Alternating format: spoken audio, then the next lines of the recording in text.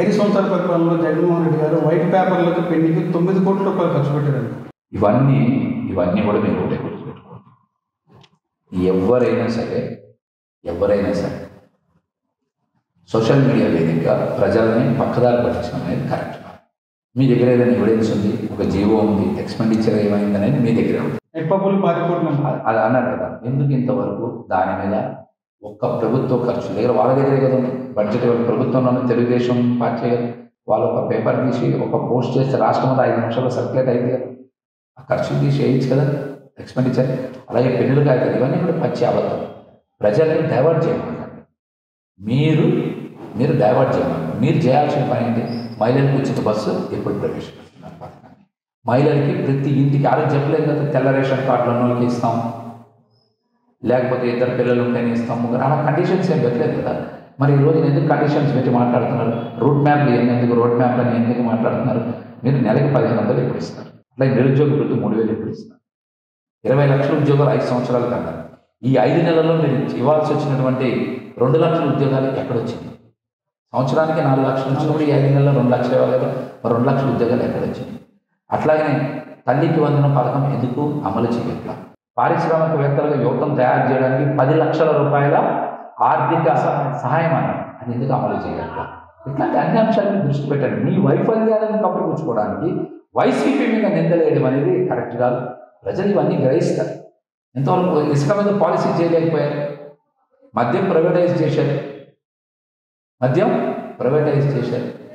మీరు అన్నా క్యాంటీన్ పెట్టారు. అన్నా క్యాంటీన్ దేనికి అసలు? పేదవాళ్ళకి ఆహారం పెడుతుంది. ఎవరు తింటున్నారు? పేదవాళ్ళు 5 రూపాయలుగా భోజనం ఎవరు తింటున్నారు? రాజకమల్ గారు అక్కడికి పోయి చూడండి. ఎవరు తింటున్నారు? అక్కడికి ఒకసారి చూడండి.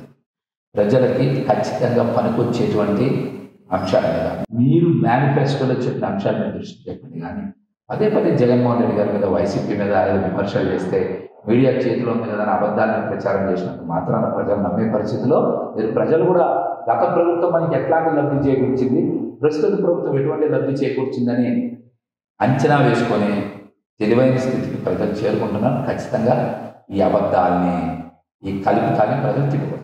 సార్, ప్రజా సమస్యలు పోరాటానికి మా గ్రామాల్లో మా ప్రాంతంలో అభివృద్ధి చేస్తారని వైసీపీకి ఓటేస్తే ఈరోజు 11 మంది ఎమ్మెల్యేలు ఎందుకు అసెంబ్లీకి వెళ్ళలేదు? అసెంబ్లీకి వెళ్ళిన వాళ్ళు రాజీనామా చేయాలని సాక్షాత్తు శర్మగా చెప్పారు. మీరు ఒకటే గుర్తు, వైఎస్ఆర్సీపీ బహిష్కరించింది ఈరోజు అసెంబ్లీ. ఇప్పుడు ఈ రోజున ఈ మాట మాట్లాడే ప్రతి ఒక్కరు కూడా కక్షతో, వ్యక్తిగత స్వార్థంతో, వ్యక్తిగత ప్రయోజనాల కోసం మాట్లాడుతున్న మాటలే ఇవన్నీ కూడా. గతంలో చంద్రబాబు నాయుడు గారు ఎందుకు బాయ్కాట్ చేశారు? ఆ రోజు ఎందుకు మాట్లాడలేదు? మీరందరూ అసెంబ్లీకి ఎందుకు వెళ్ళదా? ఎందుకు బాయ్కాట్ చేశారు? ఆ రోజు ఎందుకు మాట్లాడాలి? ఈ మాటలన్నీ కూడా చెప్పమని జనసేన తరఫున ఒక్క ఎమ్మెల్యేని కూడా కాపాడుకోలేక ఇతర పార్టీలకు పంపించేసిన కారణం ఎవరు? అసెంబ్లీలో ఒక్క గొంతుకు కూడా వినపడకపోవడానికి కుట్ర చేసింది ఎవరు? వీటికి సమాధానం ఎందుకు మాట్లాడరు? మీరు వాస్తవాలు మాట్లాడండి. ప్రజలను మభ్యపెట్టే మాట్లాడండి. వాస్తవాలు మాట్లాడండి.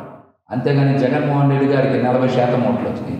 ప్రధాన ప్రతిపక్షం ఈ రోజున రాష్ట్రంలో ఏదైనా ఉందంటే అది వైఎస్ఆర్సీపీ పార్టీ.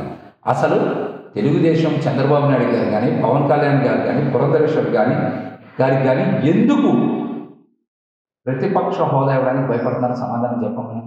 మీరు ప్రతిపక్ష హోదా ఇస్తే ప్రజల తరఫున మాట్లాడడానికి సమయం ఉంటుంది. లేకపోతే ప్రజా గొంతుకుని అసెంబ్లీలో నొక్కే పని ఎవరు చేస్తారు? ప్రతిపక్ష హోదా దానికి ఏం చట్టం లేదు, రాజ్యాంగంలో రాంచలేదు.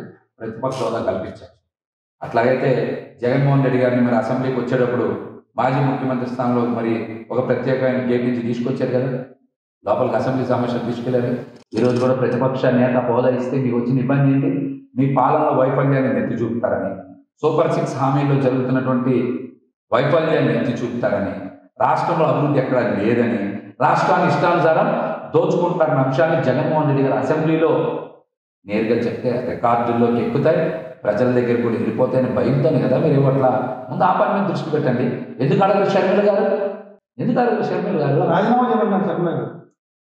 అసెంబ్లీకి వెళ్ళినటువంటి 11 మంది ఎమ్మెల్యేలు రాజీనామా చేయాలి. అసలు మీకు ఒకటే మాట చెప్తాను, షర్మిల గారికి ఒకటే మాట చెప్తాను. తెలంగాణలో పార్టీ పెట్టారు, పార్టీ ఎత్తేసారు. ఇక్కడికి వచ్చారు. ఇక్కడికి వచ్చి మీరు ప్రజల పక్షాన మాట్లాడడం ఎందుకు మానేశారు? ప్రజా సమస్యల మీద మాట్లాడడం ఎందుకు మానేశారు? ప్రజా పోరాటాలు చేయడం ఎందుకు మానేసేదో మీడియాలో కనబడడానికి 40-50 మందితో చేరిపోవడం ఏంటి మీరు? అసలు మీ పార్టీ బలోపేతం ఎలా చేసుకోవాలి? లేకపోతే మీ పార్టీలో ఇన్ఛార్జీలు ఎలా నమ్మకం చేసుకోవాలి? ప్రజా సమస్యల మీద బలంగా పోరాటం చేయాలనేటువంటి అంశాన్ని గాలి వదిలేసి పొద్దున్న లేసి జగన్మోహన్ రెడ్డి గారిని తిడతాం ఏంటి? జగన్మోహన్ రెడ్డి గారు ఆస్తి రాసిస్తే అయిపోతుంది, కానీ ఈ పని ఆంధ్రప్రదేశ్ కూడా ఖాళీ చేస్తాము రేపు పొద్దున్న. వెళ్ళిపోయి లోటస్ పాండ్లో హాయిగా మళ్ళీ రెస్ట్ తీసుకుంటారు కదా. మీ మీ ఉద్దేశం అదే కదా. ఇది అందరికి తెలవదా? రాబోయే ప్రజలు కూడా తెలుసుకుంటారు. సార్, భవిష్యత్తులో వైఎస్ఆర్సీపీ పార్టీ ఉంటుందంటారు?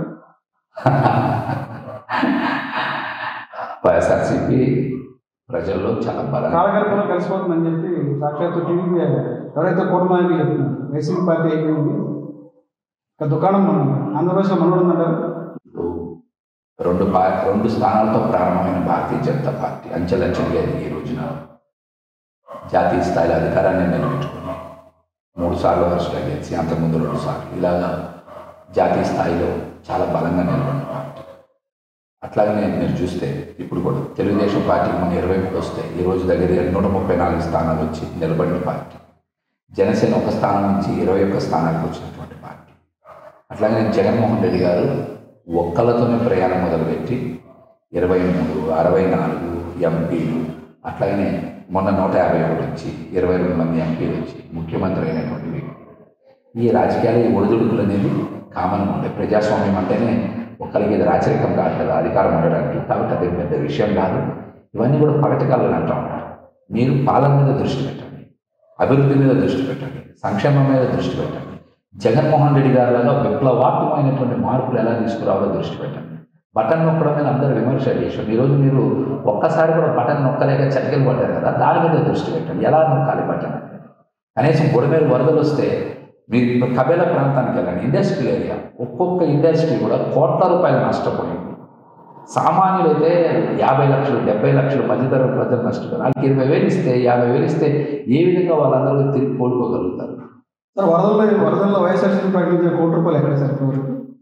₹1 ఎక్కడ ఇచ్చారు, ఎవరికి ఇచ్చారు అనేది ప్రధానమైన ఆలోచన. కోటి ప్రకటించారు, ఎవరికి ఇచ్చారు ₹1? ఇది కూడా మళ్ళీ చెప్తున్నాను. జగన్మోహన్ రెడ్డి గారు అజిత్ సింగ్ నగర్ వెళ్ళి పాత రాజరసపేట వచ్చి ప్రజల కష్టాలను చూసి చలించిపోయి ₹1 ఆర్థిక సాయం అని చెప్పిన తర్వాత మాకు బలమైన నాయకత్వం ఉంది, బలమైన క్యాడర్ ఉందని చెప్పి బొత్స సత్యనారాయణ గారిని, కారుమూరి నాగేశ్వరరావు గారిని, అదేవిధంగా కురసాల కన్నబాబు గారిని, మనోహర్ నాయుడు గారిని, దాడిశెట్టి రాజా గారిని, ఇట్లా ఒక టీంని పెట్టి విజయవాడలో అవినాష్ గారు, సీను గారు, నేను, విష్ణు గారు, ఆసిఫ్ గారు, గురుల్లా గారు, మేయర్ ఇలా అందరినీ కూడా పెట్టి ₹1.5 నిత్యావసర సరుకులు పంపిణీ చేశారు. దాంట్లో వాటర్ బాటిల్స్, పాల ప్యాకెట్లు, నిత్యావసర సరుకులు 3 దఫాలుగా పంపిణీ చేశారు. ఇవన్నీ కూడా అజిత్ సింగ్ నగర్ ఇంటింటికి పోయి ఇచ్చాము, ఆర్ఆర్పేటలో ఇంటింటికి ఇచ్చాం, భవానీపురం ఇంటింటికి ఇచ్చాం, అలాగే కృష్ణంకలో ముగ్గురైన ప్రాంతాలకు ఇచ్చాం. ఇలాగ చాలా ప్రాంతాల్లో మరి నేరుగా తీసుకెళ్ళి ప్రజలకు అందజేసాం. అలా అందజేసినప్పుడు ప్రజలు వాటర్ బాటిల్స్ను కూడా ఎంతో గొప్పగా స్వీకరించినటువంటి పరిస్థితి. అంటే అక్కడ మాకు అనిపించింది ప్రభుత్వం ఎంత దారుణంగా వైఫల్యం. నేను నేరుగా వెళ్ళాను, కావాలంటే అన్నీ కూడా చూసుకోవచ్చు, వీడియోస్ ఫొటోస్ అన్నీ చూసుకోవచ్చు. అలా అందరికీ మంచారు కదా.